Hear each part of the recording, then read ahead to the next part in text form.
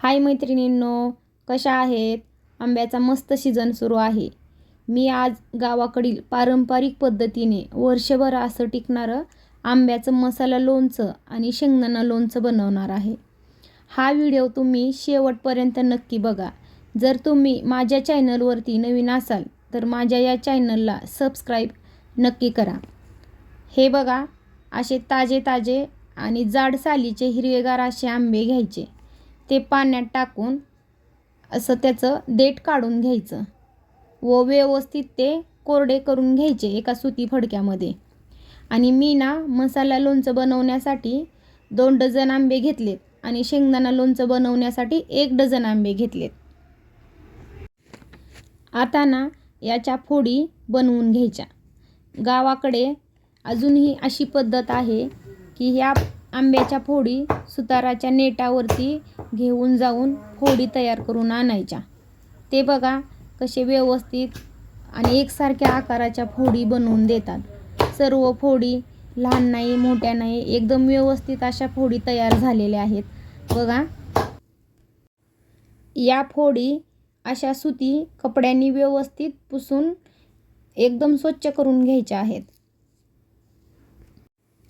किंवा तुम्ही या फोडी पाण्याने व्यवस्थित स्वच्छ करून घेऊ शकता, पण याच्यामध्ये पाण्याचा ओलावा अजिबात राहिला नाही पाहिजे.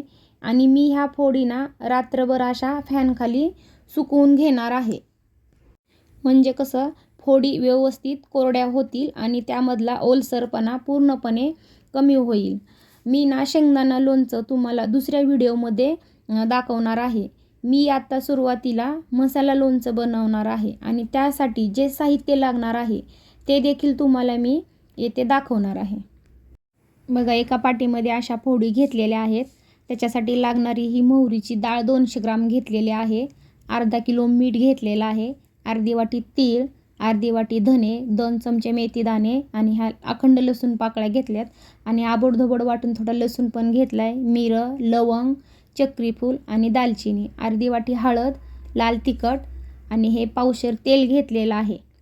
आणि आता सुरुवातीला हे थोडंसं भाजून घ्यायचे. मोहरीची डाळ गॅस कमी ठेवायचा आहे. धने आणि तीळसुद्धा आपण असे भाजून घेणार आहोत आणि आबडधोबड वाटून घ्यायचं आहे. आणि खडे मसाले दालचिनी, मिरी, लवंग आणि चक्रीफूल हे सुद्धा आपल्याला थोडंसं भाजून घेऊन याची पावडर करून घ्यायची. आणि हे मेथीदाणे असे व्यवस्थित तेलामध्ये तळून घ्यायचे. तळलेले मेथीदाणे लोणच्यामध्ये घातले की एकदम सुगंध त्याचा छान येतोय.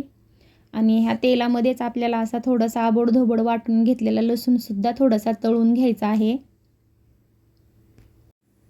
याच्यामध्ये असं आपल्याला सुरुवातीला मीठ मिक्स करून घ्यायचं आहे. त्याच्यानंतर आपण हळद घालणार आहोत, जी की आपण अर्धी वाटी घेतलेली आहे. यामध्ये आपण लोणच्याचा मसाला पण घालणार आहोत, पण अगोदर आपण भाजलेली डाळ घालून घेणार आहोत. मोहरीची 200 ग्राम घेतलेली. बघा किती सुंदर दिसायले. आणि हा बघा लोणच्याचा मसाला 200 ग्राम मसाला घेतलेला आहे. आणि हे खडे मसाले पावडर बनवलेली टाकून घेतली. आणि हे धने आणि तीळ हे पण आबडधोबड वाटून घेतलेत आणि ते हे टाकलेत. आणि हे अखंड लसूण पाकळ्या यामध्ये घालायच्यात. ही चवीपुरतं तिखट घातले, जे की घरीच बनवलेलं आहे. आणि हे भाजलेला लसूण टाकून घ्यायचा आहे. भाजलेला तळलेला लसूण मसाल्यामध्ये टाकला नाही की त्याची चव खूप छान येते. आणि ही तळलेले मेथीदाणे पण याच्यात टाकून घ्यायचेत. आणि यामध्ये मी थोडंसं अखंड लवंग आणि मिरंसुद्धा घालून घेणार आहे. बघा, आपल्याला यामध्ये थोडासा हिंग पण टाकायचा आहे. हिंग टाकलं की लोणचं अजिबात खराब होत नाही, कारण वर्षभरासाठी हे लोणचं बनवायचं आपल्याला आहे. त्याच्यामुळं आपण व्यवस्थित काळजी घेतली पाहिजे लोणचं बनवताना. आणि हे पावशेर तेल गरम करून घेतलं आहे आणि तेल पूर्णपणे थंड झाल्याच्या नंतरच आपल्याला यामध्ये घालायचं आहे. तेल अजिबात गरम नसलं पाहिजे, कारण गरम जर तेल असेल तर लोणचं आपलं टिकत नाही. आणि बघा, हे सर्व मिश्रण एकत्र करून घ्यायचं आहे. बघा किती सुंदर कलर आला आहे. याचा सुगंध तर पूर्ण घरभर पसरलेला आहे. आणि बघा, आपल्या जुन्या आणि पारंपरिक पद्धतीने घरच्या घरी बनवलेलं लोणचं आहे. मला कमेंटमध्ये सांगायचं आहे की लोणच्याची रेसिपी कशी वाटली तुम्हाला. आणि हे लोणचं पूर्ण आपलं तयार झालं आहे. आता हे व्यवस्थित आपल्याला एखाद्या काचेच्या भरणीमध्ये भरायचं आहे किंवा चिनी मातीच्या भरणीमध्ये. माझ्याकडे चिनी मातीची भरणी आहे आणि मी ती स्वच्छ धुवून उन्हामध्ये सुकण्यासाठी ठेवली होती. आणि बघा, त्याच्यामध्ये हे असं लोणचं भरून ठेवायचं आहे, कारण हे आपलं लोणचं वर्षभरासाठी तयार झालेलं आहे. आणि मी ह्या लोणच्याला ना 5 ते 6 दिवसानंतरच खाण्यासाठी घेऊ शकते, कारण 5 ते 6 दिवसानंतरच आपलं लोणचं पूर्णपणे मुरलं जातं. आणि बघा, हे व्यवस्थित भरून झाल्याच्या नंतर असं थोडंसं तेल घालायचं यावरती आणि याला ना असं सुती कपड्याने व्यवस्थित बांधून घ्यायचं आहे आणि याच्यावरती त्या भरणीचं झाकण ठेवून द्यायचं आहे.